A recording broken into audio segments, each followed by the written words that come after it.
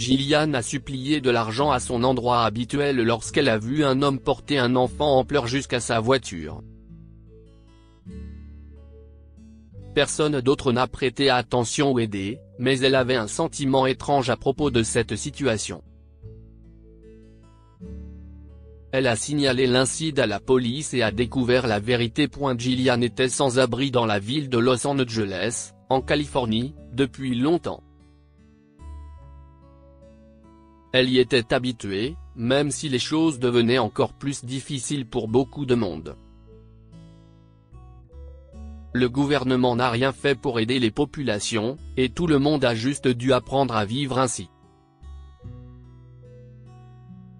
Elle a toujours détesté que les gens préfèrent ignorer les problèmes au lieu d'essayer de trouver des solutions. Peu importe à quel point elle travaillait dur, le système était contre elle. Au début, elle espérait se désendetter et louer un appartement, mais cela s'est avéré impossible. Gillian a finalement accepté cette situation, même si elle a essayé de faire sortir les jeunes de la rue et de les réintégrer sur le marché du travail. Peut-être que les choses changeront à l'avenir, espérait-elle souvent. Mais pour l'instant, c'était sa vie. Mais tout a changé un après-midi, alors qu'elle mendiait de l'argent sur Glendale Boulevard. Elle entendit un enfant pleurer horriblement. Un homme la tirait par le bras, mais la fille ne voulait pas y aller. Quelques personnes marchaient autour d'eux, ne leur prêtant aucune attention. Si est-il son père ? s'est demandé Gillian. La plupart des gens pensaient probablement que la fille faisait une crise de colère, et que son père l'emmenait à la maison. Mais elle avait un sentiment étrange à ce sujet. L'homme a finalement atteint sa voiture, et a ouvert la porte. La fille se tenait à la porte, essayant de ne pas entrer. Alors Gillian décida de s'approcher d'eux. « Excusez-moi, est-ce que tout va bien ici ?» leur a-t-elle demandé. La fille la regarda avec des larmes aux yeux et continua de crier.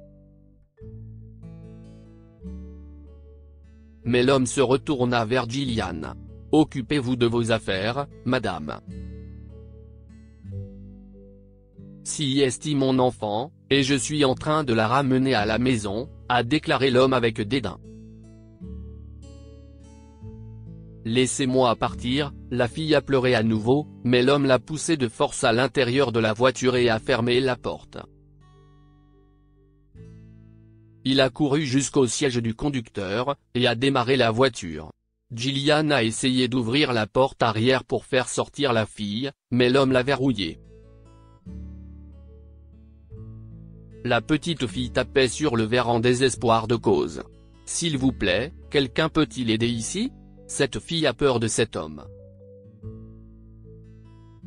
Aidez-moi, s'il vous plaît. » Gillian suppliait les autres passants, mais personne ne s'en souciait assez. Lorsque l'homme a commencé à conduire, Gillian a suivi. Heureusement, il y avait un feu rouge et elle a réussi à mémoriser la plaque d'immatriculation et à noter qu'il s'agissait d'une Honda. Mais soudain, la circulation s'est dégagée, et l'homme a filé à toute allure dans l'avenue. Gillian savait qu'elle devait faire quelque chose. C'était peut-être son père, mais que faire si je me trompe ? S'est-elle inquiétée. Elle décida qu'il valait mieux faire quelque chose au cas où. Elle a demandé aux gens dans la rue leur téléphone, pour appeler le 911, mais tout le monde s'est moqué d'elle et a continué à marcher. Gillian n'allait pas abandonner. Elle est entrée dans un restaurant qui lui donnait souvent des restes. « Darla, peux-tu me prêter ton téléphone ?» Gillian a demandé au serveur qui était toujours gentil avec elle. « Oh, Gillian. Vous ne pouvez pas être ici. Mon patron nous a donné hier une énorme conférence sur le fait d'attirer les sans-abri et de fermer son entreprise.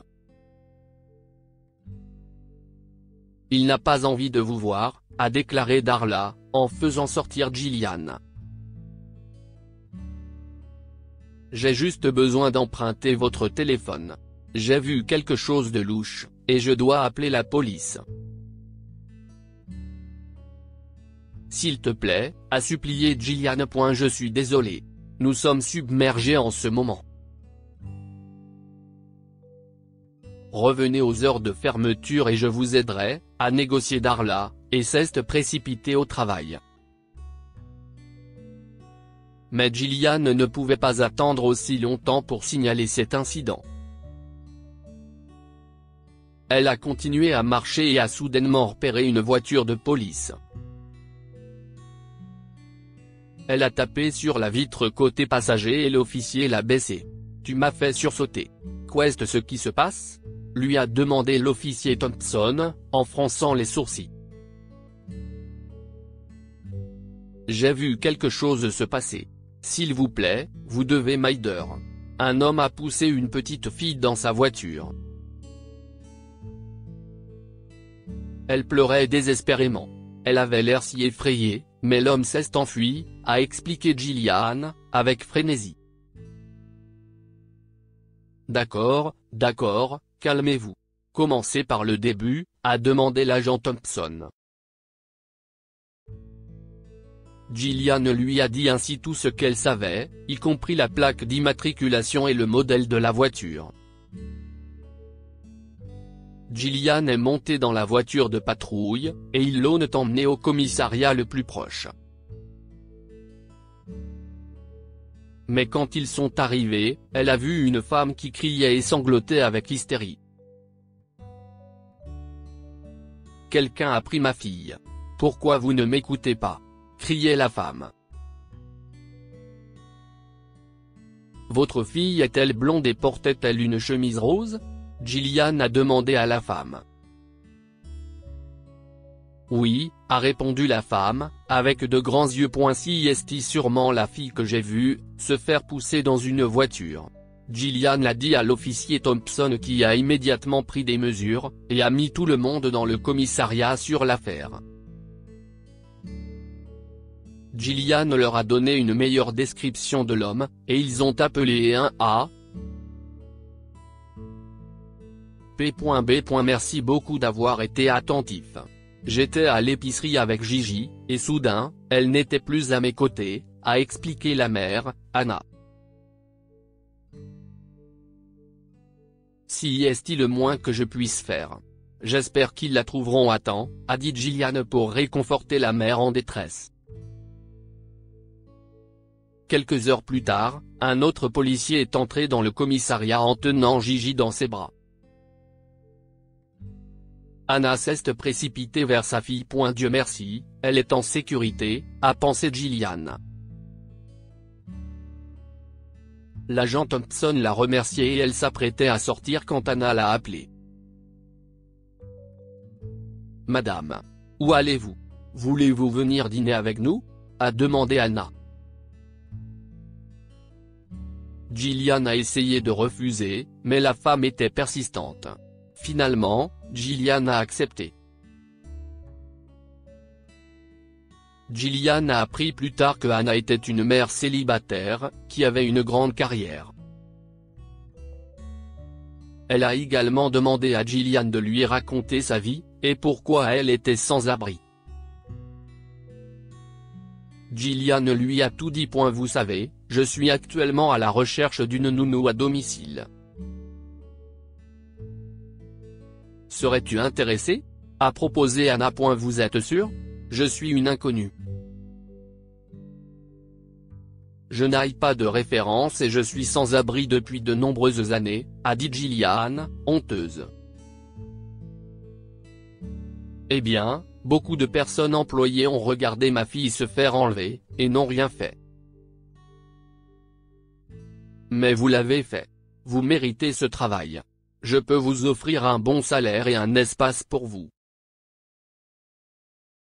Je vais aussi te donner un bonus pour aujourd'hui, parce que tu as vraiment besoin de nouveaux vêtements, a poursuivi Anna, en souriant. Gillian a accepté et est devenue la nounou de Gigi.